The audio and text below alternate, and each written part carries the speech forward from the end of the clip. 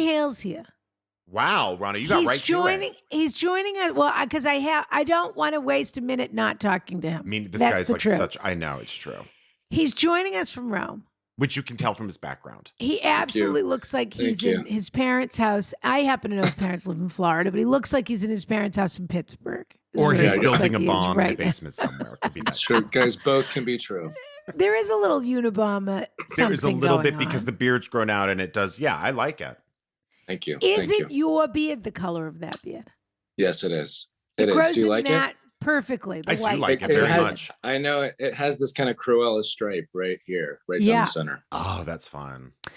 Tony Hale's in Rome because he's filming the Decameron, a new TV series for Netflix, I believe. Is that right? Mm-hmm. That's right. That's right. And he just had the nerve to say to us, well, I'm playing a character and the story takes place. He started to say the story. The Decameron is only, excuse me, one of the, speaking of the word apex, one of the original pieces of literature, of course. Yeah. It's sort of the Canterbury Tales and the Decameron. There's the Italian version and then the English version. That's right. Tell us whatever you're allowed to tell us, or tell us nothing, or tell us what's the best dish of pasta you've had since you've been there. It's good pasta. So it's a Decameron, and it kind of takes place.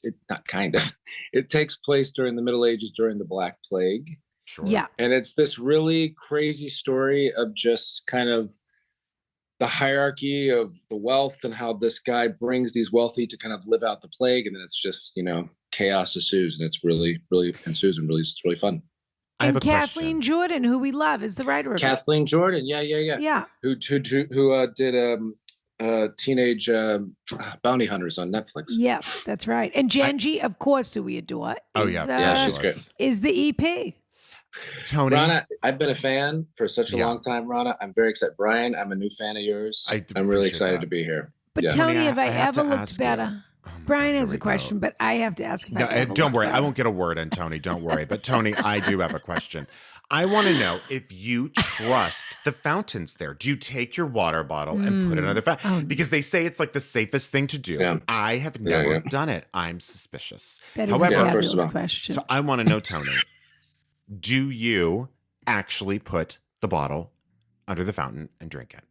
It's a really good question, Brian. I don't. Thank you. Yeah. I don't do that. But what I do, which is probably the same thing, is let me just showcase my new water bottle since we're talking about it. Beautiful.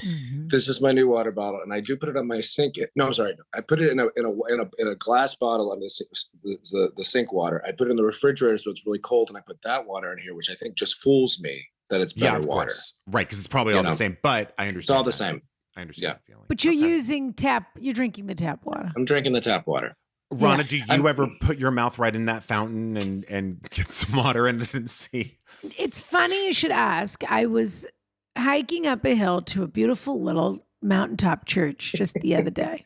Oh, how lovely, Rana. Yeah. I didn't know you were so religious. I was in Majorca, Tony, and when you're in Majorca, you do a pilgrimage. It's what you do. Sure, of course. The Spanish love a pilgrimage. They love a path, and they love a path that has an icon at the end of a path. And they can't get enough. Did you pray for a son, Rana? I already have. That was my grandmother's pilgrimage. For real.